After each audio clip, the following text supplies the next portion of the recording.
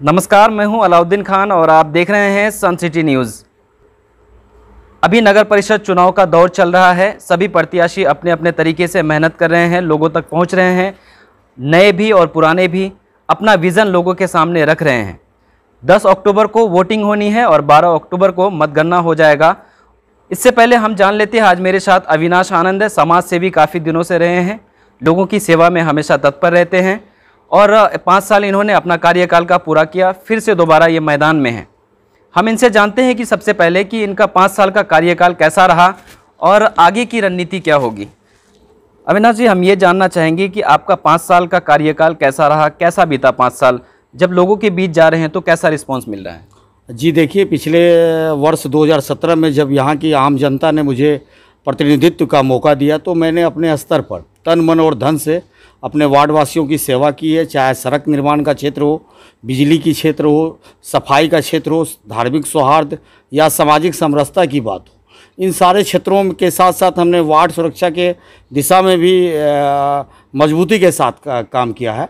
इन सारे कामों की जानकारी हमारे वार्ड के सम्मानित जनता को है और मुझे उम्मीद है कि जनता फिर हमें अपना मत के रूप में आशीर्वाद देगी और दोबारा समाज सेवा करने का अवसर प्रदान करेगी। जी, इन 5 साल के कार्यकाल में कितने लोगों को प्रधानमंत्री आवास योजना का लाभ मिल गया आपके रहते हुए? मेरे कार्यकाल में तृतीय और चतुर्थ फेज में लगभग 147 लोगों को आवास योजना का लाभ मिला और मैंने पहली बार इस वार्ड में ये व्यवस्था की कि इन योजनाओं के लाभ के लिए उन्हें किसी बिचौलियों या कमीशन खोरी का शिकार नहीं होना पड़ा।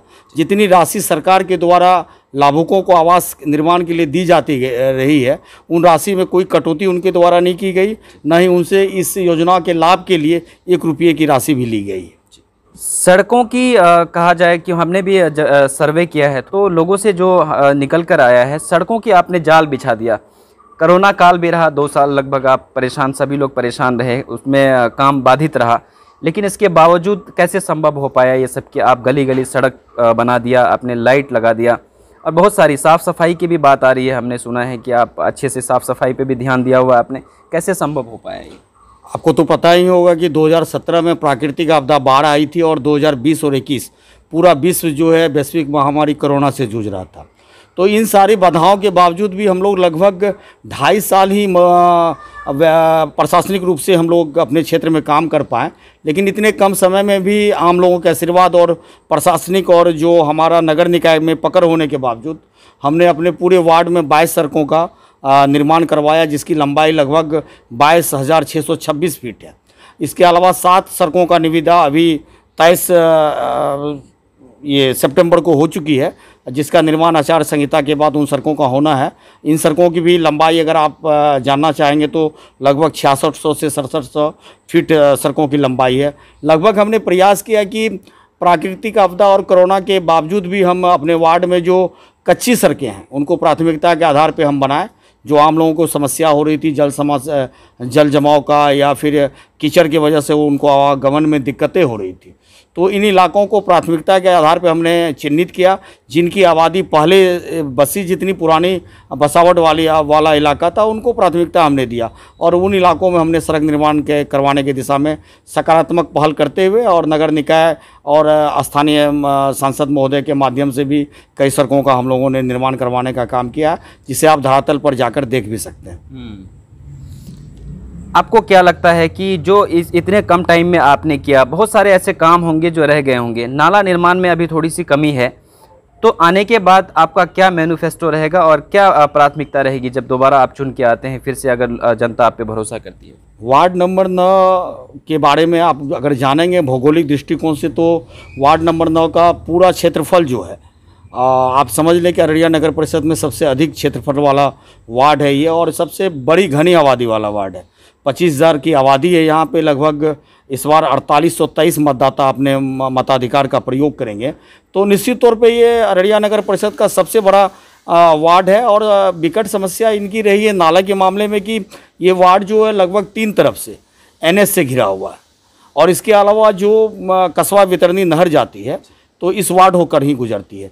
ऐसी परिस्थिति में यहाँ पे 1-2 रोड में मेरे द्वारा नाला का निर्माण करवाया गया, लेकिन जल निकासी की समुचित व्यवस्था नहीं होने के कारण वो नाला भी किसी काम का नहीं है। तो हमने फैसला किया कि पहले हम अपने इलाके में, चूँकि अभी नई बसावट वाला इलाका है, रोज़ नए घर बन रहे हैं, तो कुछ ऐसे इलाके हैं जहाँ पे जगह खाली रहती है और सैंडी लैंड होने की वजह से जो बरसात का पानी होता है वो 1 या 2 दिन में वो सूख जाता है।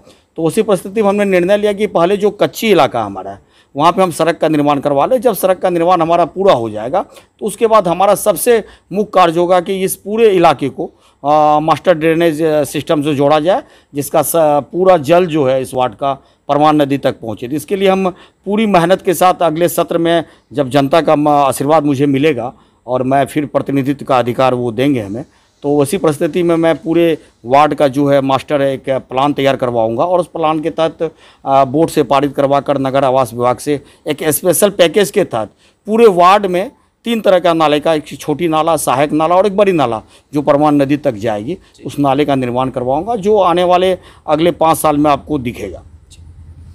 एक और मामला आ रहा है, आपके वार्ड में जो सरकार के द्वारा 7 निश्चय के द्वारा नल जल योजना का काम हुआ है, वो कहाँ तक पहुँच पाया धरातल पे, और क्या कुछ उसमें बाकी भी है, आगे भी होना है, या फिर स्टार्ट कर दिया आप? वार्ड के लगभग 60% क्षेत्रों में जल नल योजना का कार्य किया गया। चूँकि इन कार्यों पे नगर निकाय या जो प्रतिनिधि होते हैं उनकी कोई मॉनिटरिंग नहीं होती है। सरकार सीधे निविदा के माध्यम से इन कार्यों को करवाती है। फिर भी हमारा प्रयास रहा है कि जो ग्रामीण टाइप के इलाके हैं, जो जहाँ पे लोग ऐसे लोगों की बसावट है जो जलापूर्ति के लिए मोटर या टंकी लगाने में असमर्थ हैं, तो उन इलाकों को चिन्हित कर प्राथमिकता के आधार पे वहाँ पे ये जलापूर्ति के लिए वायरिंग का काम करवाया गया है। लेकिन आपको जानकारी होगी, पूरी बिहार को अगर आप लेंगे ये जल नल योजना में, तो वो स्वतः जाहिर है कि जल नल योजना पूरे बिहार में जो स्थिति है बहुत ही दयनीय है। वही स्थिति आज अररिया की भी है और मेरे वार्ड की भी है, जहाँ कभी कभार ही जलापूर्ति होती है और जो पाइप इनका कभी फट गया, डैमेज हो गया, लीकेज हो गया, उनकी मरम्मती में भी समय लगता है। लेकिन हम लोग तत्पर हमेशा रहे हैं कि अगर कोई समस्या लोगों के द्वारा हम लोगों तक पहुंचाया जाता है या स्वतः दिखता है तो उस पर संज्ञान लेते हुए हम लोग इस क्षेत्र में भी मजबूती के साथ काम करवा रहे हैं। अविनाश जी, इन 5 सालों में आपको कहीं पे लगता है कि थोड़ी सी मेरी गलती वहाँ पर रही है जो आने वाले टाइम में हम ठीक कर सकते हैं, ऐसा कुछ? देखिए, इस पूरे वार्ड का एक सबसे महत्वपूर्ण सड़क है हमारा एपीएस और महादेव चौक से एपीएस जाने वाली पथ। इस सड़क के निर्माण के लिए मैं 2018 से ही प्रयासरत रहा और इसकी योजना भी बनी थी 1,74,00,000 की। तो बड़ी योजना थी, स्टेट फाइनेंस से इसको पास होना था, नगर परिषद अररिया के बोर्ड से पारित होकर, और इसके फंड के लिए योजना पटना भी गई हुई थी। लेकिन कुछ तकनीकी खामियों की वजह से इस योजना की स्वीकृति वहाँ से नहीं मिल पाई और इसका जो वित्त सहयोग जो मिलना था फंड, वो भी नहीं मिल पाया। तो फिर हम लोगों ने प्रयास किया कि इसको 3 अलग अलग टुकड़े में छोटी छोटी योजना लेके 40 लाख 50 लाख का योजना लेके इस योजना को पूरा कर ले। बहुत ही महत्वपूर्ण सड़क है और हर साल कम से कम 2-3 बार हमें अपने निजी कोष से इसमें राबिस और बेडमिसाली भरवा कर समतल करवाने में भी काफ़ी खर्चा मुझे आ रहा था, जिसका अतिरिक्त बोझ भी मेरे ऊपर था। तो अभी 1-1.5 साल पहले एक ऐसी व्यवस्था आई कि नगर निकाय का कोई भी सड़क जिसकी चौड़ाई 20 फीट से अधिक है उसका निर्माण नगर निकाय नहीं करेगी। तो ऐसी परिस्थिति में हम लोगों ने जो पथ निर्माण विभाग है, आरसीडी है, उनको, उनके मंत्री को भी हम लोगों ने पत्र देने का काम किया कि भाई, और अररिया के लगभग 3 सड़कों का, आरएस का एक सड़क है और भगत टोला जाने वाली जो चौड़ी सड़क है, उसके अलावा ये एपीएस वाली पथ, लगभग 3 सड़कों का आवेदन गया हुआ है और बहुत जल्दी विभाग के द्वारा उसको अपने अधीन लिया जाएगा और फिर एक चौड़ी कालीकरण सड़क का निर्माण होगा जो मजबूत और सुंदर भी होगा। अविनाश जी, आपके कार्यकाल में बहुत सारी ऐसी समस्याएं आई जिससे आपको जूझना पड़ा और इसको आप पार करते हुए 5 साल आपने अपना पूरा किया। 2017 का बाढ़ आया था, उसमें आपका क्या योगदान रहा था? देखिए, मैं खास करके वार्ड नंबर से जो प्रतिनिधित्व कर रहा हूँ, मेरा मुख्य उद्देश्य ही था कि समाज सेवा, और समाज सेवा के लिए चूँकि मुझे एक प्लेटफॉर्म चाहिए था जो यहाँ के सम्मानित जनता ने मुझे 2017 में दिया। 2017 में जब अगस्त महीने में यहाँ बाढ़ आई थी, बहुत ही लगभग आप समझ सकते हैं कि अररिया का लगभग वार्ड जो है जलमग्न हो गया था परमान नदी के कहर से। उसी परिस्थिति में हमारे वार्ड नंबर 9 का भी कृष्णापुरी और गोरी टोला पूरी तरीके से जलमग्न हो गया था। तो इन लोगों के बीच मेरे द्वारा लगातार कई दिनों तक राहत पहुंचाने का काम किया गया। इनके द्वारा इनके बीच खाद्य सामग्री, चूना, ब्लीचिंग और मेडिकल कैंप भी लगाया गया। आपको ये पता होगा कि नहर का भी जल स्तर काफ़ी बढ़ गया था और उसी स्थिति में जो हम लोगों का पश्चिमी तटबंध था उसमें लगभग कहीं कहीं 1 इंची से 1.5 इंची पानी पार कर रहा था। कुछ असामाजिक तत्व थे जिनको ऐसा लग रहा था कि ये नहर के कटने से जो शहर का पानी है वो शिवपुरी और इस कॉलेज वाले इलाके में जाएंगे तो उधर का पानी का स्तर घटेगा, या फिर ये वो ऐसा सोच रहे थे कि हम लोग सारे लोग पानी में हैं तो शिवपुरी का लोग क्यों सूखा में रहे।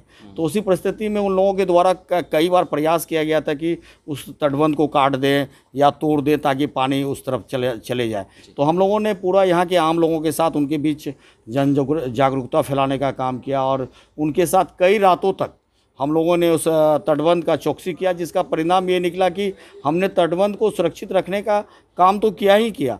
इसके अलावा जितने लोग शहरी क्षेत्र में थे, पूर्वी क्षेत्र में जिनके रिश्तेदार या कलीग लोग हमारे वार्ड में थे, उन लोगों ने भी अपने पूरे परिवार के साथ यहाँ शरण लेने का काम किया। और जो बाढ़ के पानी में जलमग्न हो गया था, जिनका घर द्वार पूरा खाना पीना पीने की समस्या थी, मजदूरी की समस्या थी, तो चूंकि हम लोग सूखे में थे तो उसी परिस्थिति में उन लोगों के बीच में राहत कार्य चलाने में भी हम लोगों को काफ़ी आसानी हुई। तो मोटा मोटी आप समझ सकते हैं कि जब बाढ़ का पानी धीरे धीरे घटने लगा था तो गोरी चौक पे हम लोगों के द्वारा कई बार मेडिकल कैंप लगाया गया, जहां लोगों के स्वास्थ्य जांच के अलावा उनके बीच में फ्री दवाई की भी वितरण की गई। और फिर पूरे जितने लोगों को चिन्हित किया गया था जो बाढ़ से आंशिक या पूर्ण रूप से प्रभावित हुए थे, उन परिवारों तक जो सरकार की राशि थी, प्रोत्साहन राशि, वो पहुँचाने का भी काम पूरी पारदर्शिता के साथ किया गया। 2017 के बाद एक और समस्या आई, कोरोना काल, जो इसमें लॉकडाउन भी लगा और बहुत सारे लोग परेशान थे। सभी घर में बंद हो गए अपने अपने, लेकिन उस स्थिति में भी आप बाहर निकले और लोगों का सेवा किया। क्या आपको डर नहीं लग रहा था? लगातार 2020 में जब पहली बार कोरोना आई थी तो काफ़ी डरे थे लोग, पूरे विश्व के लोग डरे थे। निश्चित तौर पे हम लोग भी डरे हुए थे, लेकिन मैंने पहले ही कहा था कि मैं जो ये राजनीति के क्षेत्र में जो आया तो उसमें मेरी मात्र एक ही भावना रही हमेशा, समाज सेवा की भावना, मानव सेवा की भावना। तो मैं कभी नहीं परवाह किया कि कोरोना से मुझे कुछ होगा, इतनी लोगों की दुआएं मेरे साथ हैं। तो मैं लगातार इन लोगों के बीच कोरोना के शुरुआत में जो सैनिटाइजेशन होता है पूरे मोहल्ले को 2 अलग अलग टीम को निर्धारित कर सैनिटाइजेशन करवाने का काम किया। मास्क वितरण हो, हैंड सैनिटाइजर का वितरण हो, हैंड वॉश का वितरण हो, इन लोगों को मैंने लगातार करते आया। और जब मुझे लगा कि ये लॉकडाउन काफ़ी लंबा चलेगा तो खास करके जो हमारा बुधान टोला और गोरी टोला का इलाका, यहाँ पे अधिकतम संख्या दैनिक मजदूरी करने वाले लोगों की है। तो मुझे लगा कि इन लोगों के सामने जो ये लॉकडाउन की वजह से खाने पीने की समस्या उत्पन्न हो जाएगी, तो फिर हमने ऐसे लोगों को चिन्हित करना शुरू किया और चिन्हित कर कई दिनों तक इन लोगों के बीच सूखा राशन का वितरण मेरे द्वारा किया जाता रहा। और लगभग आप समझ सकते हैं कि अलग अलग टोलों में 1200 से 1300 लोगों को मैंने सूखा राशन का पैकेट उनके बीच वितरण करने का काम किया। फिर जब कोरोना का वैक्सीन अपने यहाँ देश में आया तो इन लोगों के बीच लगभग 20 से 25 वैक्सीनेशन कैंप का मैंने आयोजन करवाया और अधिकतम लोगों को वैक्सीनेशन दिलवाने का काम किया।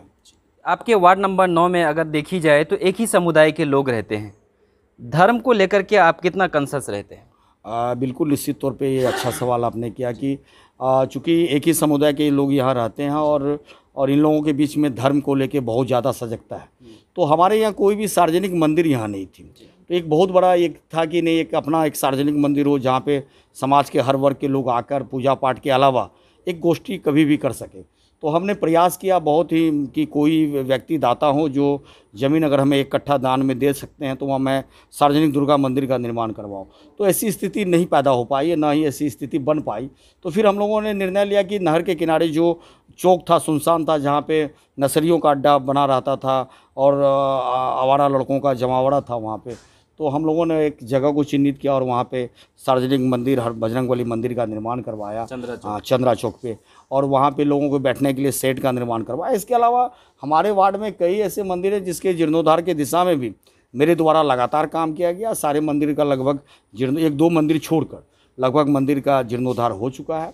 और होलिका दहन हो, छठ पूजा हो, गणेश लक्ष्मी पूजन हो, इन सारे कार्यक्रमों के अलावा कृष्णाष्टमी हो, रविदास जयंती हो, कबीरदास जयंती हो, शिव बारात हो, इन सारे कार्यक्रमों को मैंने बढ़ चढ़ कर अपने वार्ड में आयोजन करवाने के साथ साथ इनमें प्रमुख रूप से मैं भाग लेता रहा। तो इस माध्यम से ऐसी स्थिति उत्पन्न हुई कि इस वार्ड नंबर के लोग सार्वजनिक रूप से किसी भी धार्मिक कार्य को करने के लिए प्रेरित हुए और एकजुट होकर उन्होंने सार्वजनिक कार्य को करने का काम भी किया। अविनाश जी, एक बहुत बड़ी समस्या है, युवाओं में खास करके नशा का बहुत ज़्यादा चलन है। आपने अपने वार्ड में इसको लेकर के क्या पहल किया और युवाओं को लेकर के क्या सोचते हैं आप? बिल्कुल, मैंने युवाओं के बीच जो नशा का लत लगा था, खास करके जो हमारा भूदान इलाका है और गोरीटोला का इलाका, तो इन लोगों के बीच मैंने जन जागरूकता फैलाने का काम किया कि इससे आपका स्वास्थ्य खराब हो रहा है, आपका पारिवारिक स्थिति खराब होगी, आर्थिक स्थिति खराब होगी और जो माहौल आपका शैक्षणिक माहौल है वो खराब होगा, तो इसका दूरगामी परिणाम आपके परिवार को ही झेलना होगा। तो लोग इस बात को बहुत लोग समझे और धीरे धीरे नशा से दूर होते गए। लेकिन कुछ लोग हैं अभी भी जो नशे के कारोबार के अलावा नशा के आदी हैं। तो मेरा प्रयास है कि आने वाले समय में ऐसे लोगों को चिन्हित कर उनके बीच भी हम लोग अवेयरनेस चलाने का काम करेंगे। और ख़ास करके जो युवा हैं हमारे वार्ड नंबर 9 का, हम हमेशा युवाओं को साथ लेकर चलने का काम किए, उनको सम्मान देने का काम किए और उन्हें हमेशा अच्छी सीख देने का काम किए। किसी भी युवाओं का अगर किसी प्रकार की कोई समस्या मुझ तक आई तो मैंने उसका निदान करने का भी प्रयास किया है। और निश्चित रूप से हमारे वार्ड के युवा बहुत ही अच्छे हैं, जुझारू हैं और समाज के प्रति सकारात्मक सोच रखते हैं।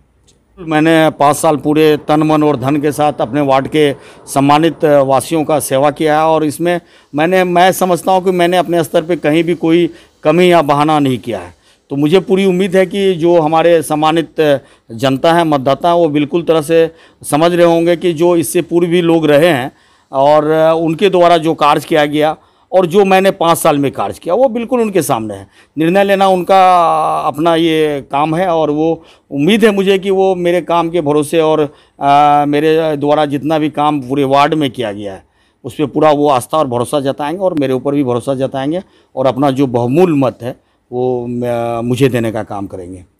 हमसे बात करने के लिए बहुत बहुत जी, आपका भी धन्यवाद। और अंत में मैं जो मेरे वार्ड के वासी और साथ साथ शहर के वासी हैं उनको मैं दुर्गा पूजा की ढेर सारी शुभकामनाएं और बधाई देना चाहता हूं। जिंदगी की भागदौड़ भरे सफर में हमें चाहिए एक नई ताजगी।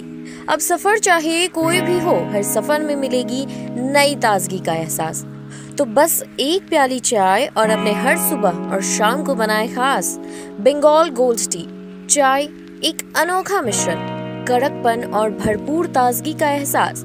Bengal gold T.